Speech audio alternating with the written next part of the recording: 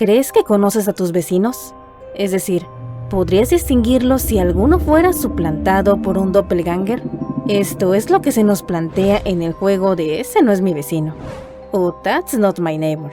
En este juego debemos sobrevivir a los doppelgangers, seres que intentan suplantar a los residentes de nuestro edificio.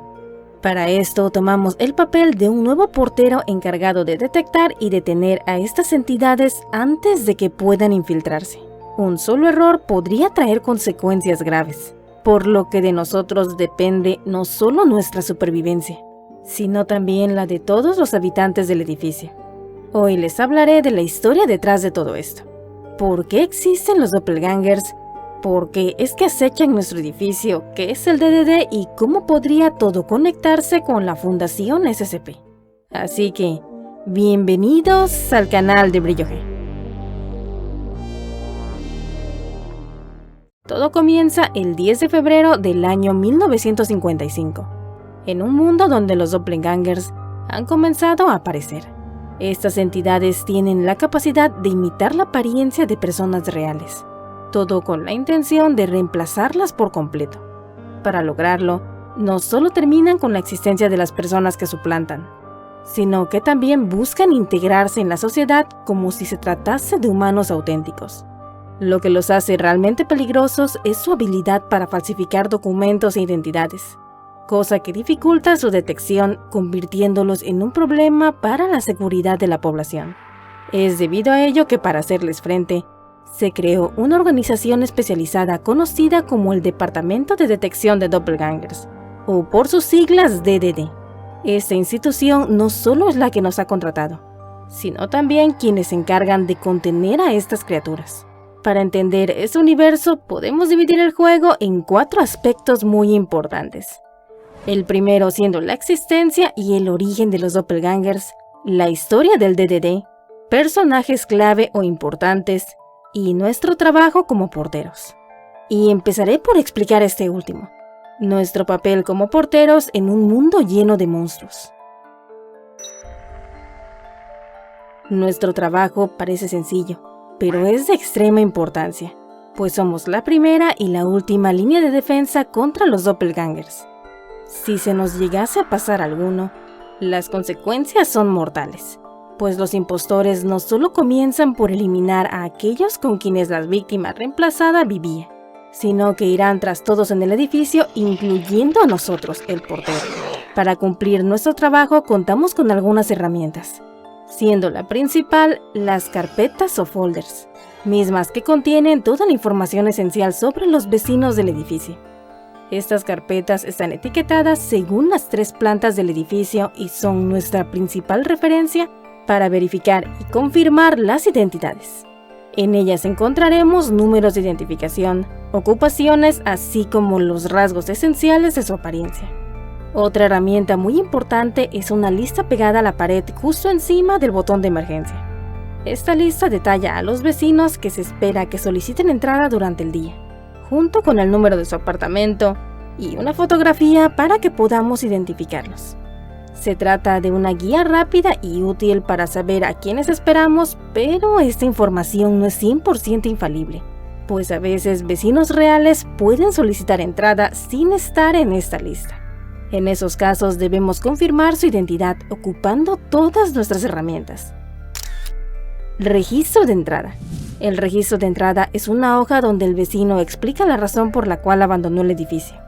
En ella también encontramos nombre, fotografía, número de apartamento y el logotipo de DDD. Documento de identificación. Se trata de una credencial que incluye nombre, fotografía, número de identificación y fecha de expiración. Es crucial verificar que esta última sea válida, ya que no debemos dejar entrar a nadie con un documento expirado. Carpetas. Toda la información proporcionada debe coincidir con la registrada dentro de nuestras carpetas, incluyendo números, nombres y apariencia física, misma que debe concordar con la fotografía y los rasgos distintivos especificados aquí. Pero a pesar de esas herramientas, las carpetas y listas no son completamente infalibles. Pero a pesar de todo esto, no podemos bajar la guardia ni confiarnos como porteros, ya que un error podía poner en peligro a todo el edificio. Y es que el factor humano juega un papel muy importante. Y es que los vecinos reales son humanos, y como tales suelen cometer errores o tener olvidos que complican nuestro trabajo al intentar distinguirlos de los doppelgangers. En caso de duda, siempre debemos usar el teléfono y llamar al apartamento para asegurarnos de que el vecino que intenta entrar no se encuentra ya en su casa. Y en segundo, que en el caso de que viva con alguien, que esta persona nos pueda confirmar alguna información. Un ejemplo de esto es Roman Stilsky, un vecino conocido por su característico sombrero, el cual aparece registrado como un rasgo distintivo dentro de su carpeta. Sin embargo, en ocasiones raras, el vato lo olvida en su casa. En estos momentos, el interrogatorio que le hagamos es muy importante, y nuestra última defensa contra las copias. Para ello ocuparemos una checklist o lista de comprobación, donde podemos marcar si todo está en orden, siendo que si no es el caso, podemos hacerle preguntas a quien intente ingresar. Si le interrogamos sobre la falta de sombrero, nos dirá que lo olvidó en casa, cosa que podemos comprobar muy fácilmente marcándolo el número de su hogar, donde su esposa buscará el sombrero y nos confirmará que lo olvidó. Obviamente, este tipo de olvidos son bastante peligrosos. La apariencia y los documentos en reglas son herramientas que tenemos para determinar si alguien es quien dice ser. Y tan solo falta un pequeño error de juicio o creernos una mentira para abrir las puertas a un doppelganger y poner en peligro a todos dentro del edificio.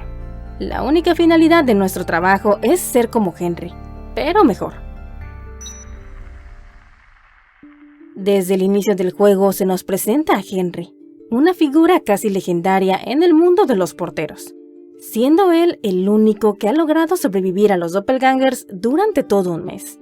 Sin embargo, el juego deja claro que el mérito de Henry no radica en ser el mejor haciendo su trabajo, sino que nunca dejó pasar a un doppelganger.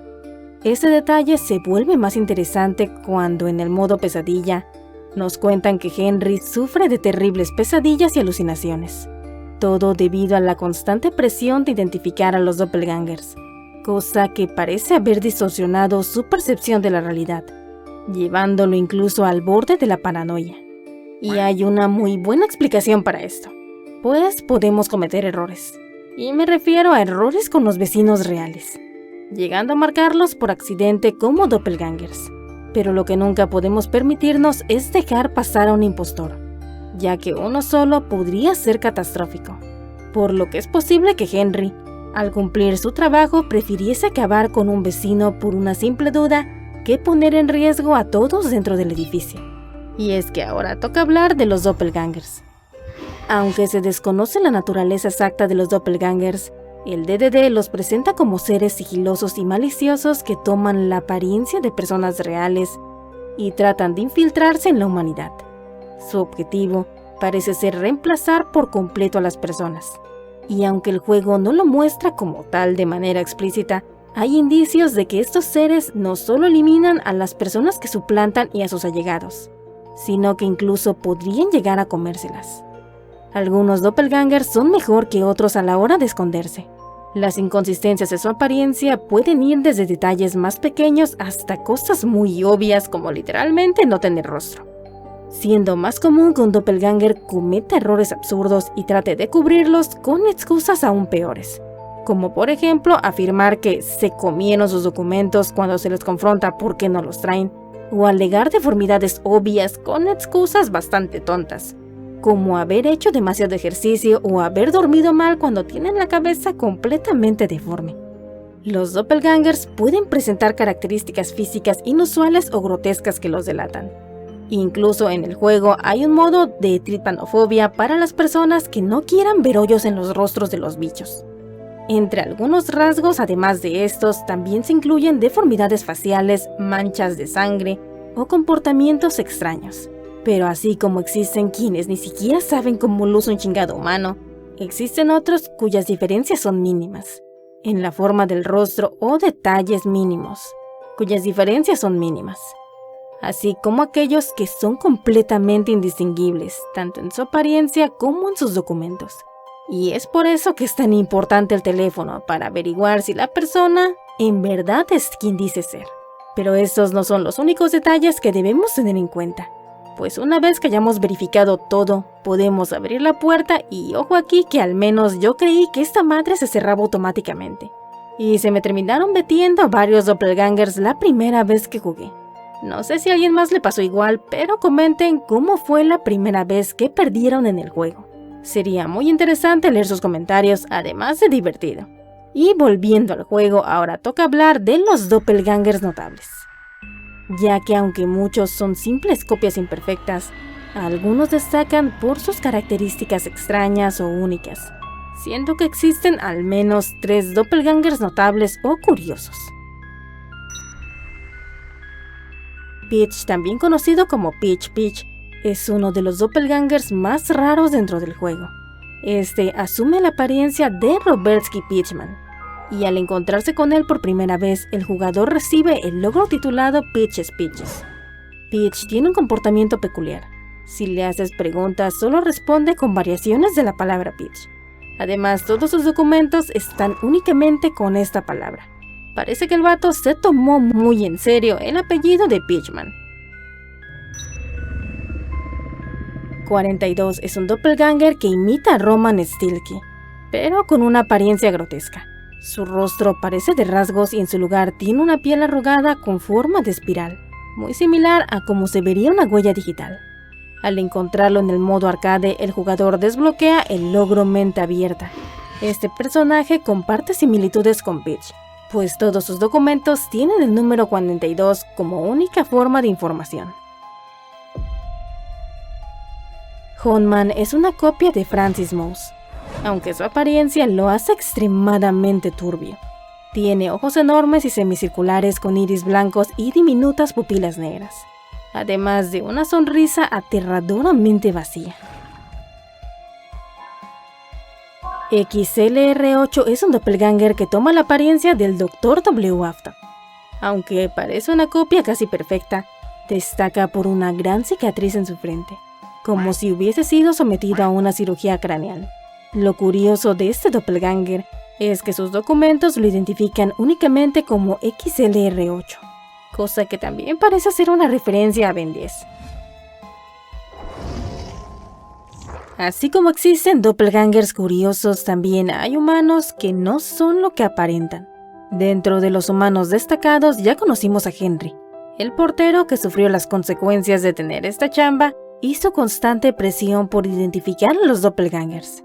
Sin embargo, Henry no es el único. Personajes como el payaso, un viajero en el tiempo, Lulu e incluso el Dr. Afton esconden detalles que podrían ayudarnos a comprender mejor este extraño mundo. De Henry ya les hablé, pero existen logros dentro del juego que nos revelan parte de su lore. Entre los logros disponibles en el modo campaña encontramos un logro llamado Derecho a una llamada.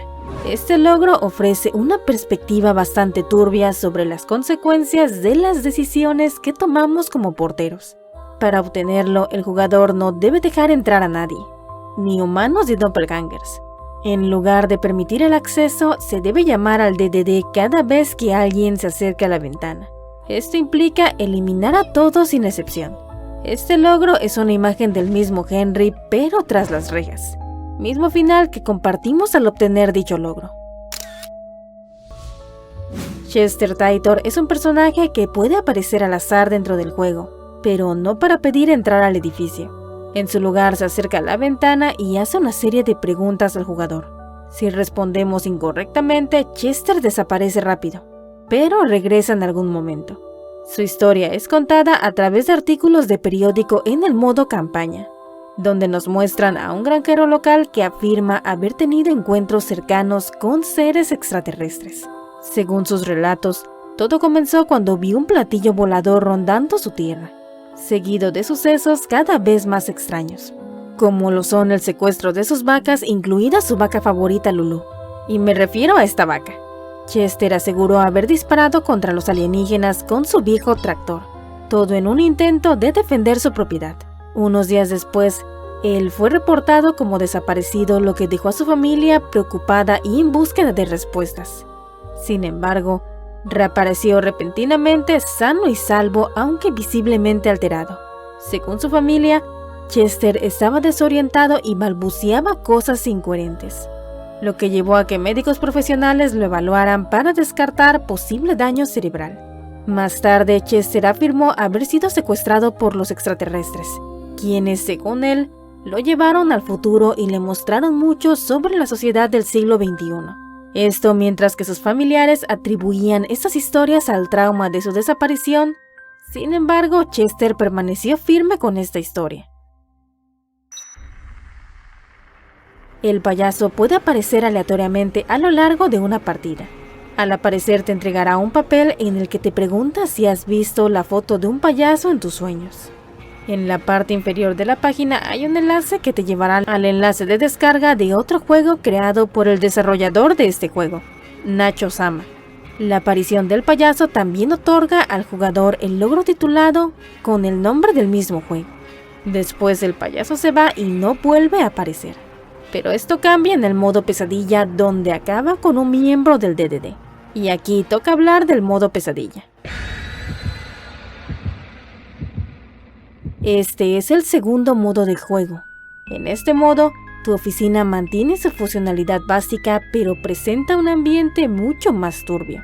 Está cubierto de sangre, suciedad y baba. Además, hay 4 ojos que observan desde cada esquina del marco de la ventana. La jugabilidad es similar al modo normal, pero con diferencias muy importantes. Por ejemplo, los vecinos aparecen como entidades de pesadilla, aunque la mayoría no son doppelgangers. Una diferencia clave respecto al modo arcade es que estos doppelgangers te eliminan inmediatamente si es que logran entrar, en lugar de hacerlo al final de la partida como lo hacen en el modo normal. Para completar el modo pesadilla debes enfrentarte al payaso en un juego de cartas y lograr derrotarlo. Y ojo que este payaso no es el primero del que les hablé, sino el mismo que aparece en el papel de aquel payaso que nos entregan. En el modo pesadilla, este payaso demuestra un comportamiento sádico y agresivo. Aunque le gusta jugar con las personas que encuentra, también se encarga de eliminar brutalmente a los agentes del DDD. Esto si el jugador decide llamarlos. En estos casos, el payaso no solo acaba con el agente, sino que profana su cuerpo como una demostración de su crueldad. Y la verdad, ni te molestes en llamar al DDD, pues el cabrón igual te obliga a participar en su juego. Si el jugador gana, el payaso se enfurece, amenaza al jugador y se va. Pero si perdemos, el payaso nos dirá Game Over, extenderá sus brazos y romperá la ventana, eliminando así al jugador.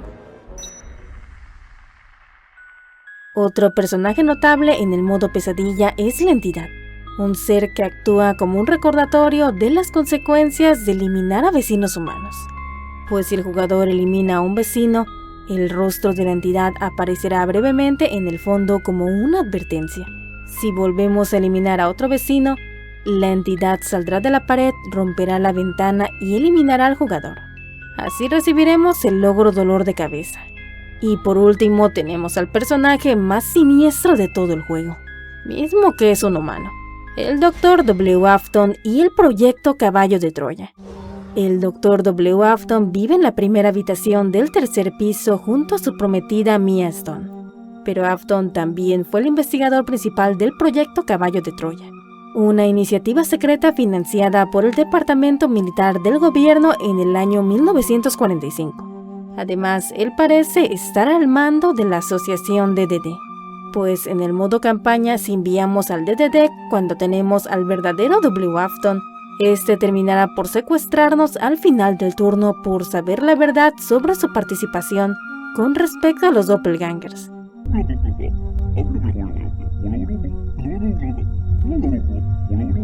Lo que nos deja ver que él los controla. Y es posible que él esté relacionado directamente con los doppelgangers. Pero, ¿qué es el proyecto Caballo de Troya?